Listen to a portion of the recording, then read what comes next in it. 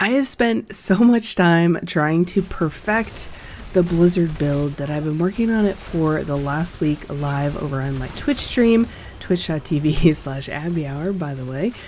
There have been some ups and downs, but I landed on what I think is the perfect Blizzard build for solo and co-op for pushing nightmare dungeons. This build maxes out crowd control and boss stun potential, so it's really great in a group where the boss has enough health to be stunned.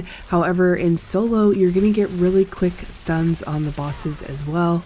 You can push higher nightmare dungeons, breeze through helltide, help freeze and stun enemies for your friends. It's a really fun build, and personally I enjoy it more than ice shards.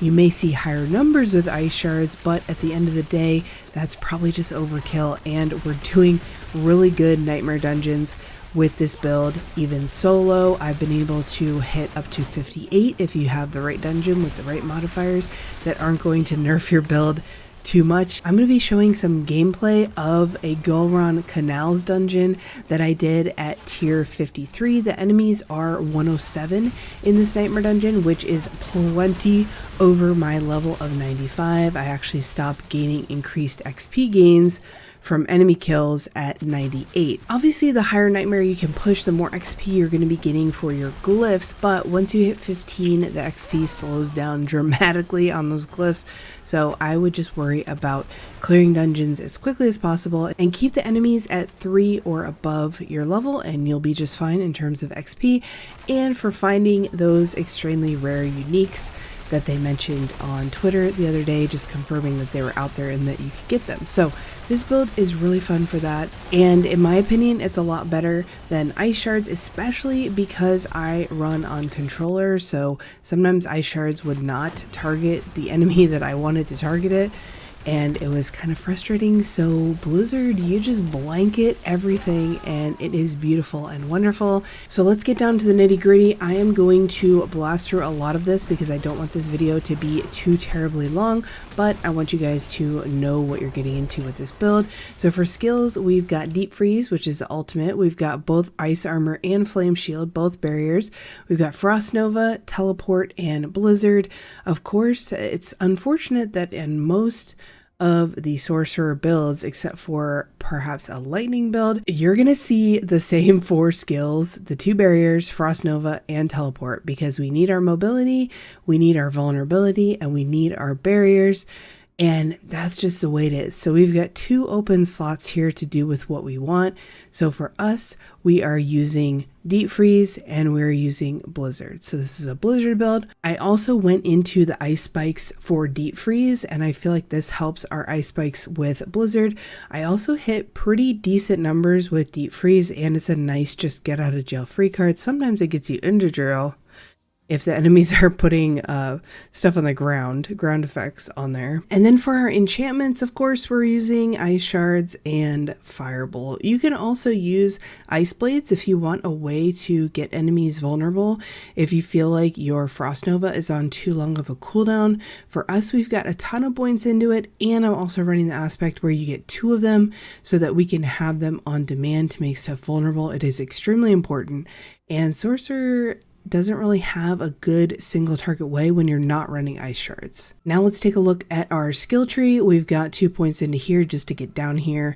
This is just to get down to our defense tree. However, you want to take ice shards for the enchantment, and then we want to take greater ice shards for the enchantment so that they will kind of bounce around when they're frozen. When we have a barrier, either way they're going to bounce around. I put 1 into devastation. It's really just to get down to our defensive tree.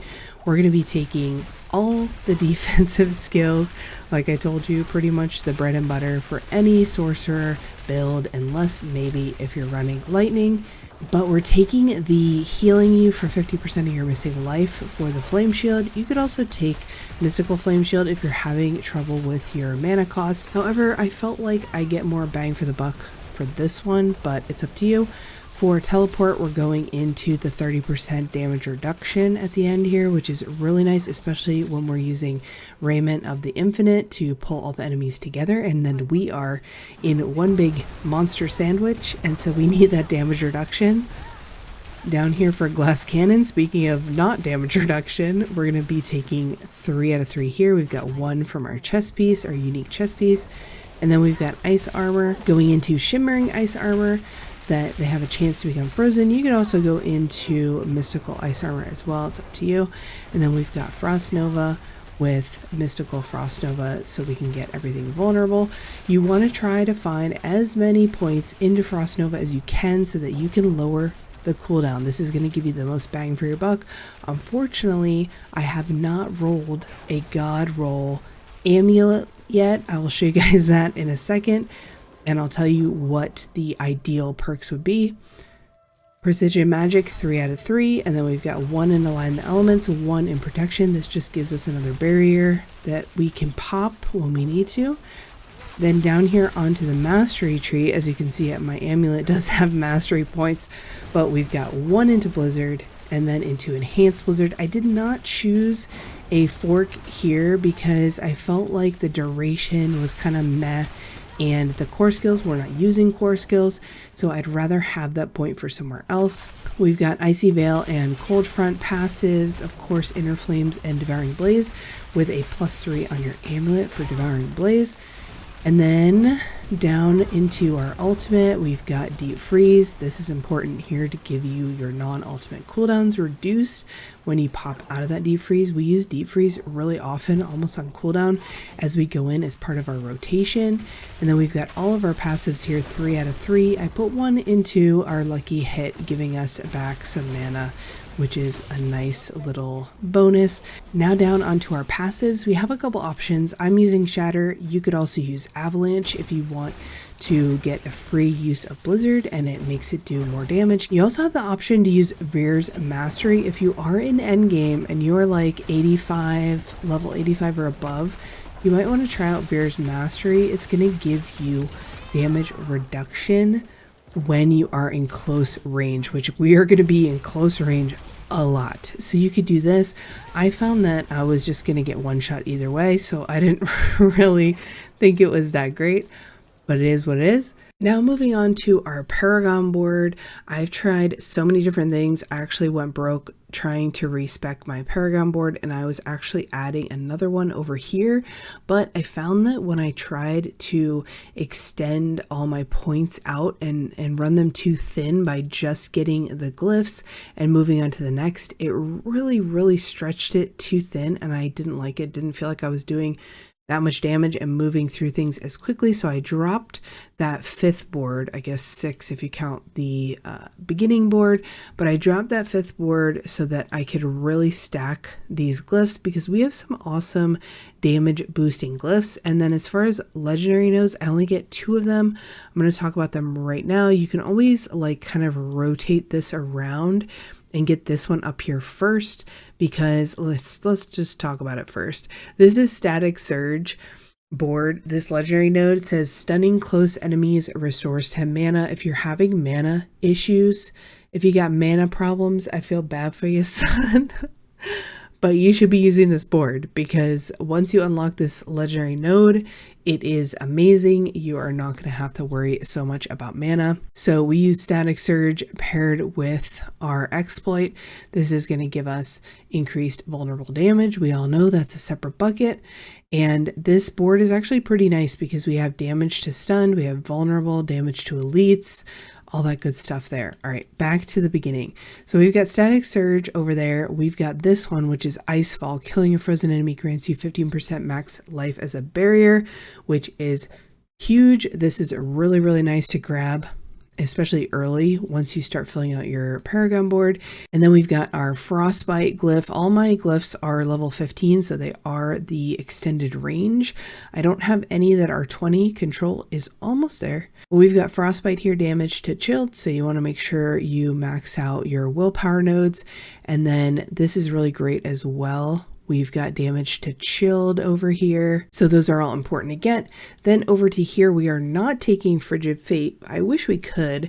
It is a nice lucky hit bonus for us. However, it's a lot of points to go over there to commit to that. So I decided not to, but we do have vulnerable damage rare nodes here. So we're boosting it with Tactician, which is going to give us a boost to all rare nodes. So we went into vulnerable. I wouldn't normally go into cold resist because we all know that's broken, but we're getting 19 intelligence out of it, and it allows us to get this 7 dexterity, which is going to unlock that secondary bonus there for the 10% increased damage after casting a defensive skill, which we have 4 of them.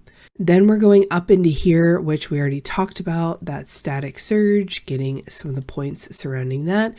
And then for our final board, we're going into Burning Instinct. Obviously, we don't care about Burning Instinct for a node.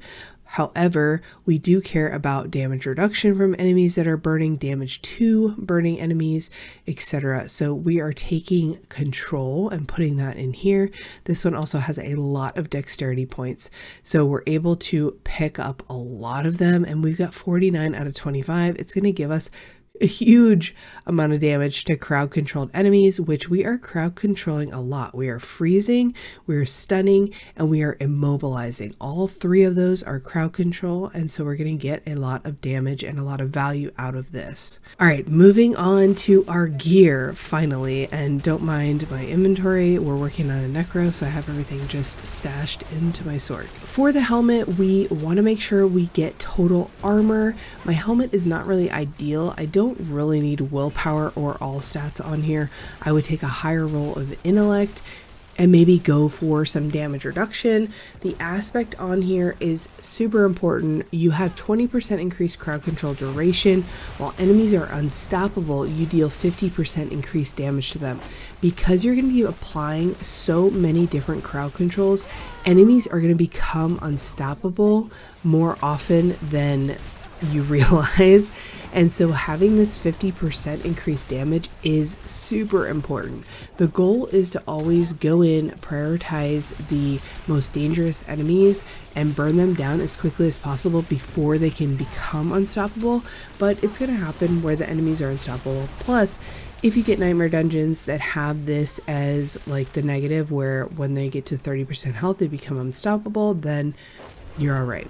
Next up for our chest, we've got Raiment of the Infinite. This is our only unique on this whole build. You could run this build without the unique. Obviously, it's a lot easier if you can pull in the enemies and burn them down. If you're running with a necromancer, then they can use corpse tendrils and you don't really need this chest piece, but it is just a nice quality of life. We are missing out on a lot of damage reduction by not running a legendary chest piece, however, so just keep that in mind. For your arms, you want to look for critical strike chance and lucky hit chance, attack speed, and intelligence. These are pretty much the perfect arms, except obviously I'd like higher rolls on some of them.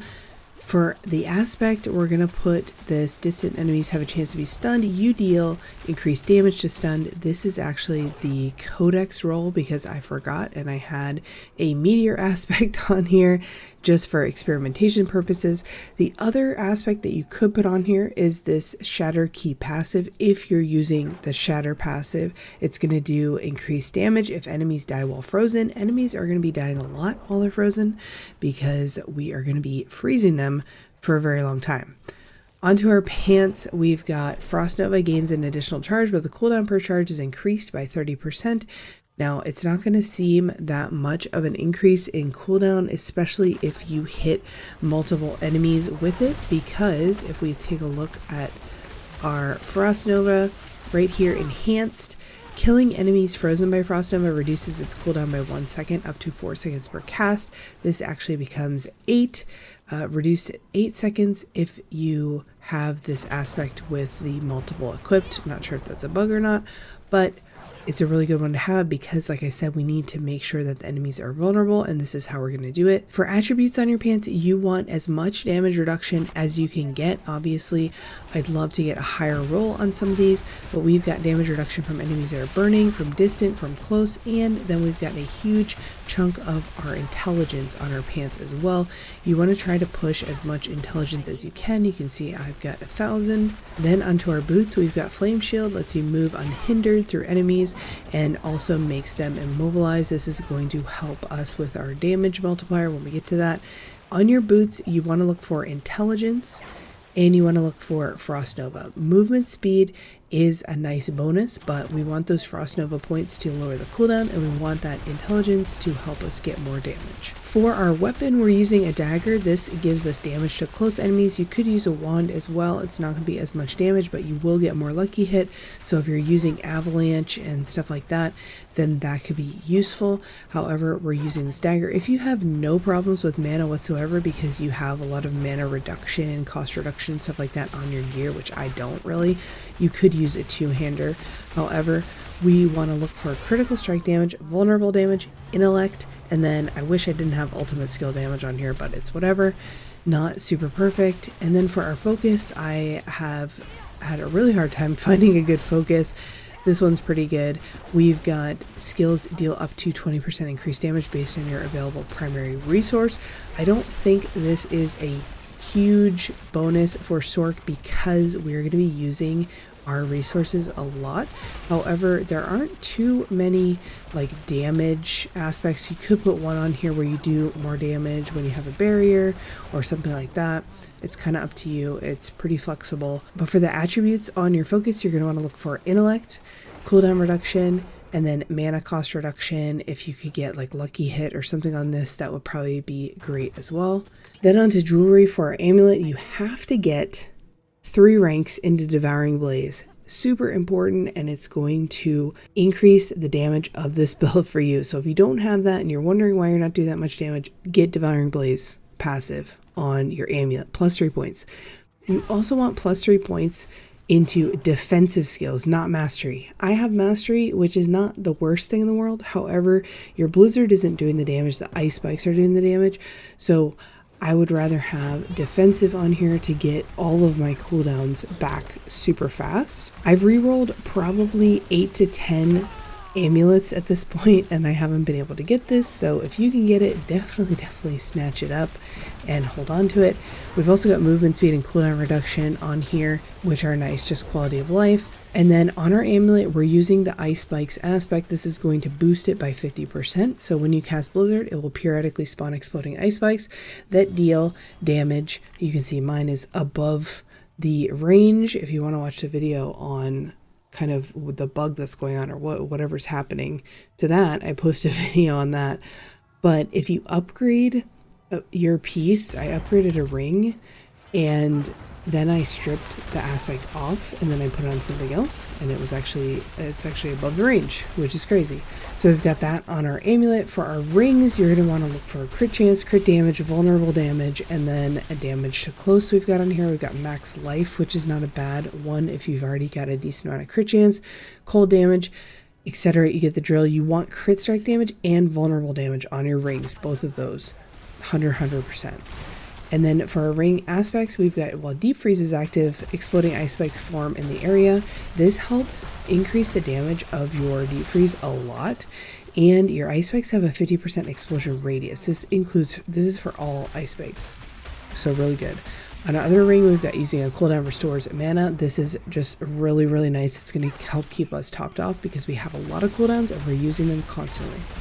Alright guys, that is it for all the nitty gritty of the build. Obviously the playstyle, you want to go in with teleport, group them up, stun them, freeze them, use your Frost Nova to vulnerable, and then use your Blizzard to blanket the area. This is really great in dungeons where the enemies just pop up out of nowhere at your feet because you already have your Blizzard going. If you would rather have a written guide or want something open while you're trying to put this build together, then head on over to our website, dpscheck.gg. I'm going to have a link down below where you can go see the whole layout, and then there'll be a link there over to D4 builds if you want to see like the Paragon tree point per point and stuff like that. I hope you guys enjoyed the build, enjoyed the video. Leave a like, subscribe if you haven't already, and I will see you guys in the next one. Bye.